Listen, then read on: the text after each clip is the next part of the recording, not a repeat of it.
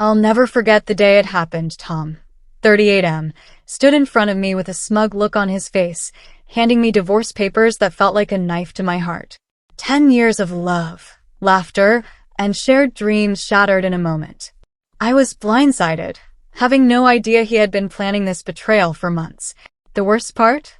It wasn't just a whim or a midlife crisis. He had meticulously crafted every detail, from draining our joint accounts to sowing discord among our friends to ensure I had no support system when he made his move. As I stood there, staring at the papers, my mind raced back to the little signs I had ignored. The late nights at work, the secretive phone calls, the unexplained expenses. They all clicked into place, and the anger bubbled up inside me. How could he do this?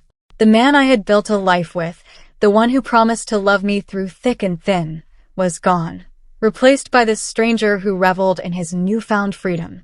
The day I left our home was one of the darkest moments of my life.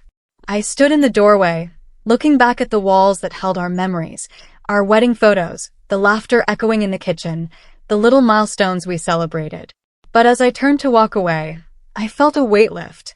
I moved into a cramped apartment, surrounded by boxes and heartbreak, trying to figure out how I would survive without the life I had known. Tom wasted no time starting anew. Within months, he was flaunting his new girlfriend, Melanie, 28F, online. I would scroll through social media, seeing them living in our old home, enjoying the life we had built together. It felt like a knife twisting in my gut every time a friend would send me screenshots of their adventures, their laughter echoing in spaces that once belonged to us.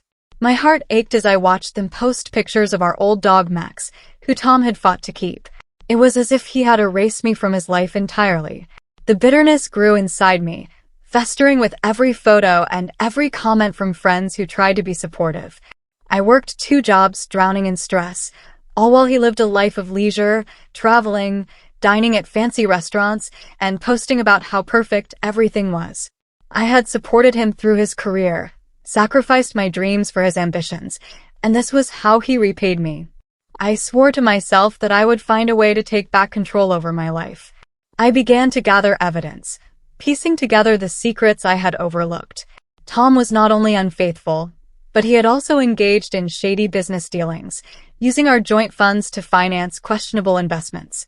I spent sleepless nights organizing the emails, the receipts, and the bank statements that detailed his deceitful actions. I was filled with a fierce determination to expose him for who he truly was. While Melanie appeared to be living the dream, I couldn't resist the urge to tip her off about Tom's shady past.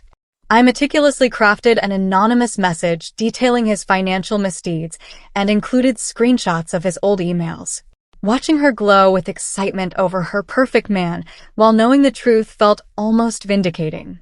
When the inevitable confrontation happened, it was explosive. I heard through mutual friends that she had confronted him in a public space, her voice rising above the crowd as she demanded explanations. The look on his face when he realized his lies had unraveled was something I could only imagine, and I savored every moment. But my plan didn't end there. I reached out to his business partners, sending them all the evidence I had gathered. They were horrified to learn about Tom's fraudulent activities and immediately distanced themselves from him. His once thriving business began to crumble as clients pulled out, leaving him scrambling to salvage his reputation. I was no longer just a victim. I was his worst nightmare. With his finances in disarray, Tom had no choice but to downsize. I heard he moved into a tiny apartment, a far cry from the luxurious home we once shared. His social media presence started to dwindle, and I couldn't help but feel a sense of satisfaction. He was losing everything he had worked so hard to destroy in our marriage, and I was taking back my power. But the icing on the cake was when I managed to get custody of Max. I tracked him down to a friend's house and revealed the truth.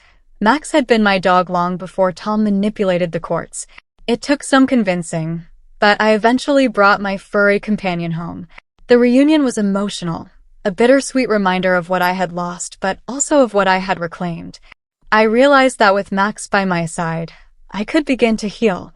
As the months rolled on, I continued to watch Tom's downfall from a distance. He attempted to reach out to me, portraying himself as a changed man who regretted how things had turned out. But I wasn't falling for it. I had tasted the sweet flavor of revenge and was not interested in rekindling what had once been a beautiful love. This wasn't about forgiveness. It was about justice. Every time I saw his posts of despair, pictures of him looking haggard and beaten down, I felt a rush of adrenaline.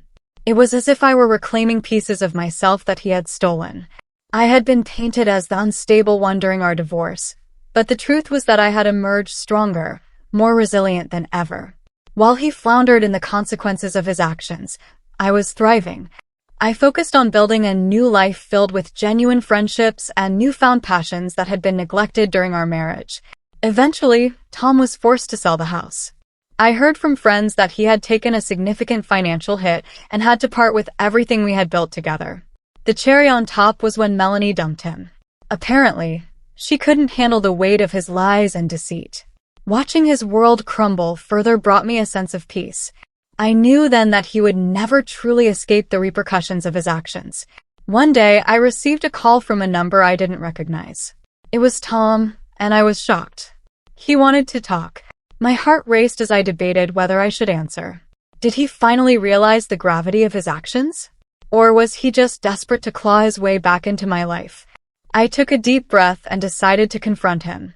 I wanted him to hear my voice, to know the woman he had tried to erase. When I finally picked up the phone, he sounded different.